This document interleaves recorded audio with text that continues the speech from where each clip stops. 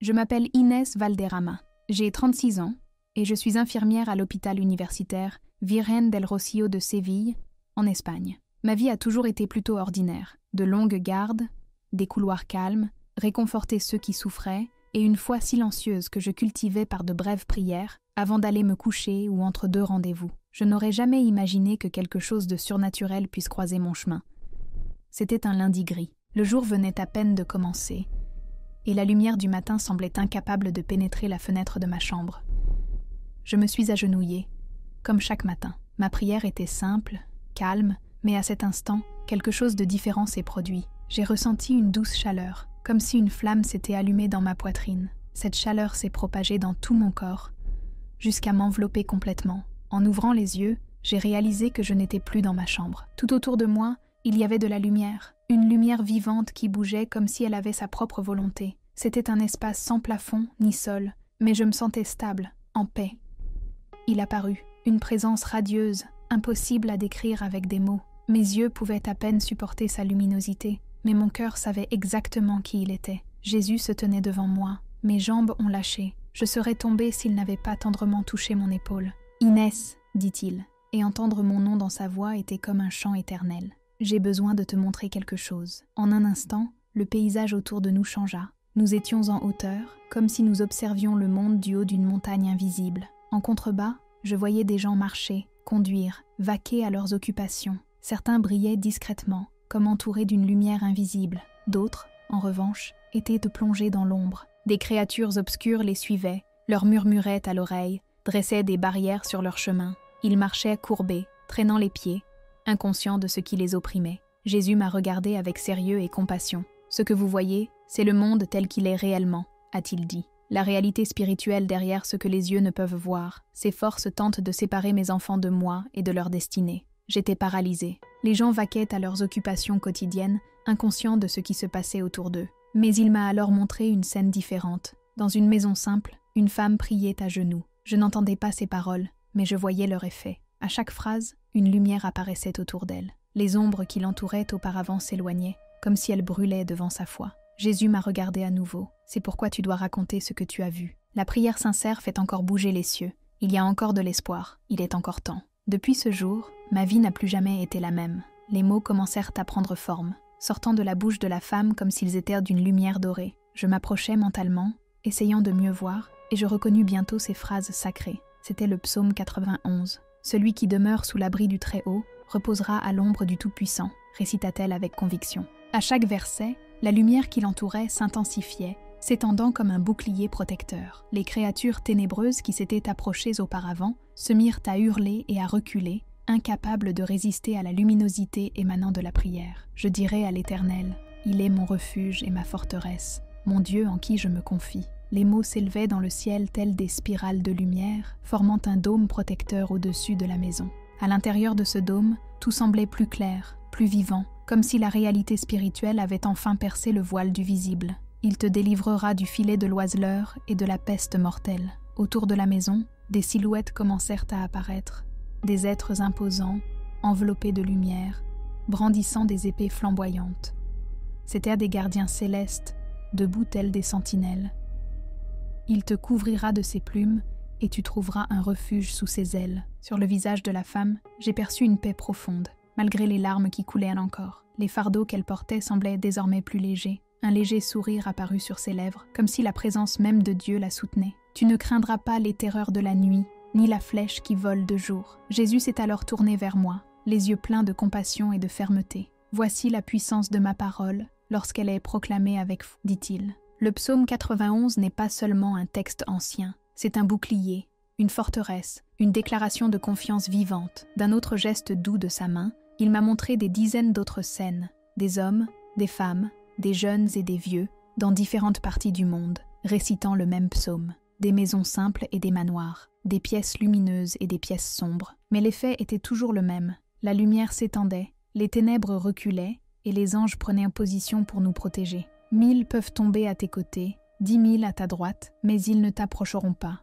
Ma parole a une puissance qui dépasse l'entendement humain, poursuivit Jésus. Prononcée avec foi, elle transforme les réalités invisibles. Ce psaume, en particulier, affirme des vérités auxquelles les esprits mauvais ne peuvent résister. J'ai vu un homme d'affaires conduire le matin, récitant le psaume en se rendant au travail. À chaque phrase, une sphère de lumière enveloppait sa voiture. Les chemins dangereux, les accidents et les retards semblaient détournés, comme si une main invisible réorganisait l'itinéraire. Non pas parce qu'il est plus spécial, expliqua Jésus, mais parce que votre foi a activé des promesses spécifiques. Si tu dis « L'Éternel est mon refuge », et si tu fais du Très-Haut ta demeure, aucun mal ne t'arrivera, aucune plaie n'approchera de ta tente. J'ai observé une mère prier en silence près du lit de ses enfants endormis. Les mots formaient un voile de lumière sur leur petit corps, chassant cauchemars, maladie et peur. J'ai vu un étudiant murmurer un psaume avant un examen crucial, et une douce brise semblait éclaircir ses pensées. Un vieil homme alité, dans ses derniers jours, le récitait à voix basse, et malgré la douleur physique persistante, une douce paix enveloppait son corps comme une étreinte. Car il donnera à ses anges la charge de te garder dans toutes tes voies.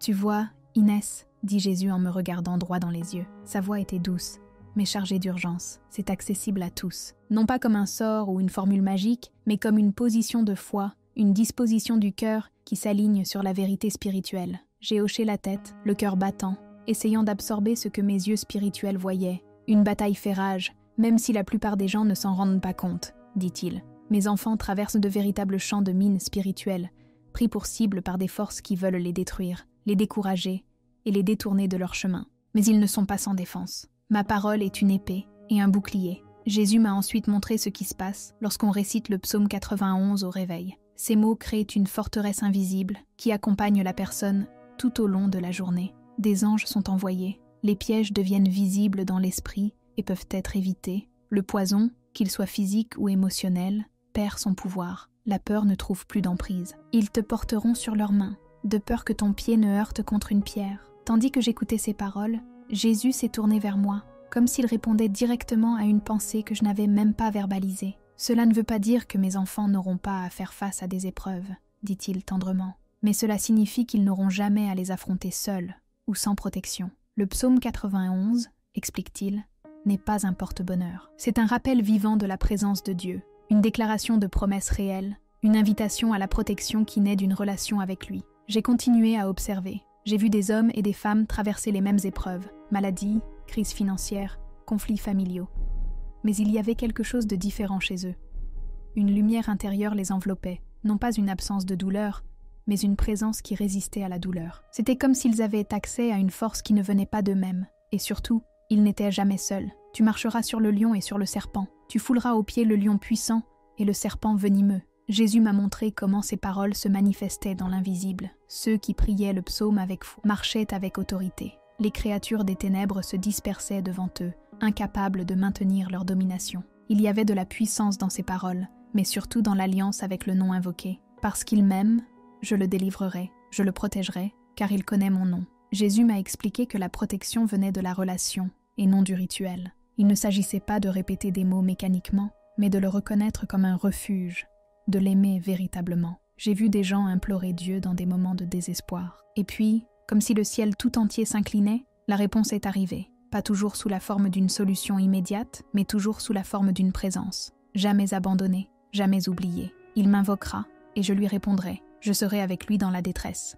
Je le délivrerai, et je le glorifierai. C'était comme si le psaume ouvrait une voie directe vers le ciel. Non pas parce que les mots étaient magiques, mais parce qu'ils alignaient le cœur sur la vérité, et que les yeux spirituels pouvaient voir la fidélité de Dieu. Je le rassasierai d'une longue vie et lui montrerai mon salut. Jésus m'a expliqué que ces dernières paroles ne concernaient pas seulement une longue vie, mais une vie pleine de sens. Ceux qui demeuraient dans le lieu secret du Très-Haut trouvaient l'épanouissement, même si la vie était courte aux yeux des humains. Ils trouvaient la guérison, la paix, le sens, le salut dans sa forme la plus profonde. Il s'est ensuite tourné vers moi complètement, me fixant avec des yeux qui semblaient transpercer mon âme. C'est pour ça que je t'ai montré tout ça, Inès. Partage-le avec tous ceux qui veulent bien m'écouter. Le psaume 91 n'est pas seulement de la poésie. C'est une armure spirituelle, une déclaration qui façonne la réalité. Prier avec foi et compréhension dès le matin, il constitue une protection qui dure toute la journée. Il posa ses mains sur mes épaules.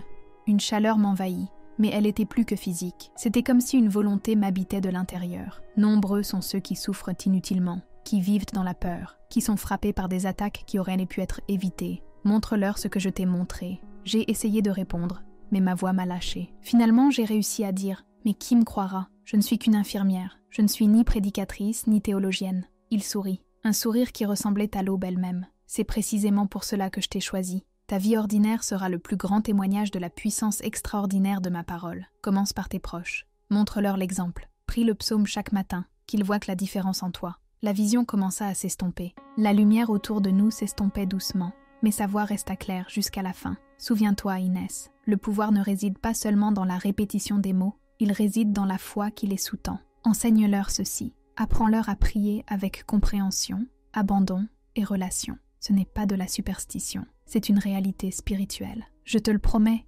répondis-je de toutes les forces de mon âme. Je clignai des yeux et me retrouvai dans ma chambre, toujours agenouillée près de mon lit. Le soleil filtrait à travers les rideaux et l'horloge indiquait presque 1 heure de prière, alors que pour moi, cela ne faisait que quelques minutes. Mes yeux étaient humides de larmes que je ne me souvenais même pas avoir versées. Cela fait 3 mois depuis ce jour. Et depuis, je fais exactement ce que Jésus m'a demandé. À partir de ce matin-là, j'ai commencé à réciter le psaume 91 chaque jour avec une compréhension nouvelle, non plus comme une simple habitude, mais comme une déclaration vivante et réelle qui touche l'invisible. Et j'ai commencé à le partager avec tous ceux qui m'entouraient. J'ai d'abord dit à mon meilleur ami, Lucielle souffrait de crises d'angoisse depuis des années. Elle avait essayé thérapie, médicaments, méditation. Rien ne semblait fonctionner complètement. Sa foi avait toujours été forte, mais malgré cela, elle se sentait étouffée par la peur. Quand je lui ai parlé de la vision que j'avais eue, elle m'a regardé avec scepticisme, mais aussi avec du désespoir dans les yeux. « Qu'ai-je à perdre ?» dit-elle, à moitié riante, à moitié épuisée.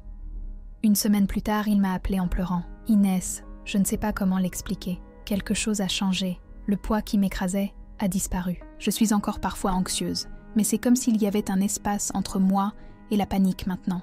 Je peux à nouveau respirer. » Ensuite, c'était mon frère, Raoul, qui luttait contre la dépendance depuis l'âge de 20 ans. Réadaptation, rechute, promesses non tenues. Sa foi s'était depuis longtemps évanouie. « D'accord, petite sœur, » répondit-il ironiquement. Des mots magiques, bien sûr. 2 semaines plus tard, il m'a appelé. Je ne sais pas si c'est réel, ou si je suis tellement désespérée que je m'accroche à n'importe quoi, mais je récite ce psaume tous les matins. Et hier, je suis passée devant le coin où mon ancien fournisseur est toujours, et je n'ai rien ressenti.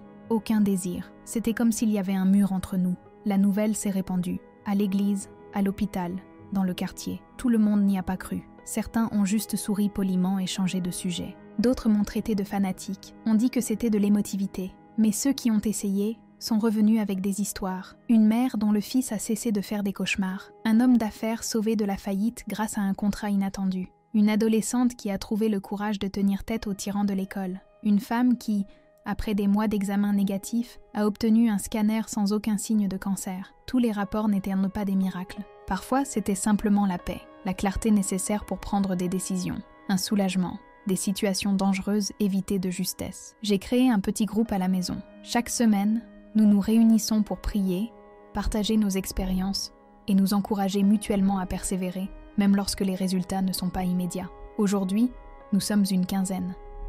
Des gens ordinaires, vivant dans un lieu de protection inhabituel. Mais ce qui s'est passé la semaine dernière a scellé mon destin. Je quittais mon service de nuit à l'hôpital vers 2 heures du matin. Le parking était pratiquement vide. Je marchais seule, clé en main, quand j'ai senti un frisson me parcourir la nuque. J'ai regardé devant moi et j'ai vu 2 hommes sortir de l'ombre entre les voitures. À leur démarche, les mains cachées, leurs intentions étaient évidentes. La peur m'a envahie, mais elle a été presque aussitôt remplacée par une étrange paix. Je me suis souvenue de la prière que j'avais faite ce matin-là, non seulement répétée, mais ressentie. Les mots me sont venus à l'esprit comme une flèche. 1000 peuvent tomber à tes côtés, 10 000 à ta droite, mais ils ne t'approcheront pas. Les hommes s'approchèrent, puis soudain, ils s'arrêtèrent. Leurs yeux s'écarquillèrent. Ils ne me regardaient pas. Ils fixaient quelque chose derrière moi. L'un d'eux recula, tirant son ami par la manche. L'autre hésita, puis se retourna et s'enfuit. Je suis restée immobile, les clés en main, jusqu'à ce que j'atteigne ma voiture et que je verrouille les portes. C'est seulement à ce moment-là que j'ai compris ce qui s'était passé. Ils ne m'avaient pas seulement vu, ils avaient vu ce que je ne pouvais pas voir, la protection qui m'entourait, peut-être les mêmes anges que Jésus m'avait montrés dans sa vision. Je ne partage pas cette histoire pour attirer l'attention ou obtenir un statut social. Je la partage parce que Jésus me l'a demandé, car beaucoup de gens souffrent, se battant avec des armes qu'ils ignorent même posséder. Si vous écoutez ceci en ce moment, sachez ceci, cette protection vous est également offerte, non pas à cause de moi, ni à cause de mon histoire, mais parce que les promesses de Dieu s'adressent à tous ses enfants. Le psaume 91 n'est pas de la magie, c'est une relation, c'est une confiance, c'est le choix de vivre à l'ombre du Très-Haut et d'y rester. Faites un essai routier, juste pour un mois. Priez le psaume 91 chaque matin. Ne lisez pas par habitude. Comprenez chaque mot, croyez-les. Proclamez ces promesses sur votre vie, votre foyer, vos chemins. Remarquez ce qui commence à changer, autour de vous et en vous. Peut-être remarquez-vous de légers changements dans votre humeur, vos pensées, vos décisions qui vous paralysaient auparavant. Ou peut-être s'agit-il de changements majeurs. Des portes s'ouvrent, la délivrance, la paix là où régnait autrefois le chaos. Si tu veux, écris tout. Écris-le dans un carnet, jour après jour. Et lorsque vous remarquez les signes, partagez-les. Racontez votre expérience, comme je la raconte maintenant. Parce que dans un monde plein d'ombre, de peur et d'incertitude, nous devons nous rappeler, la protection est réelle. La bataille existe, mais nous ne sommes pas seuls. Les prières ne se perdent pas au plafond. Ils traversent des dimensions invisibles. Ils activent les promesses. Ils déplacent les anges. Ils établissent des refuges. Le bouclier est réel. La protection est disponible. Le psaume 91 n'est pas une formule magique. C'est une déclaration vivante de foi en Dieu qui a promis d'être refuge et forteresse. Et il est prêt à être cela aussi dans votre vie. Tout ce que vous avez à faire est de demeurer en sa présence, de vous reposer dans son ombre et de proclamer sa vérité chaque nouveau jour. Le monde spirituel écoute, et Dieu est aussi. Celui qui demeure sous l'abri du Très-Haut reposera à l'ombre du Tout-Puissant. Merci de m'avoir écouté jusqu'ici. Si cette histoire vous a touché, laissez votre soutien avec un like et partagez-la avec ceux que vous aimez. Abonnez-vous à cette chaîne pour faire partie de cette communauté. Et si vous avez déjà prié le psaume 91, écrivez dans les commentaires ce que Dieu a fait. Votre témoignage pourrait bien être l'encouragement que quelqu'un attend. Que le Seigneur vous bénisse et vous garde.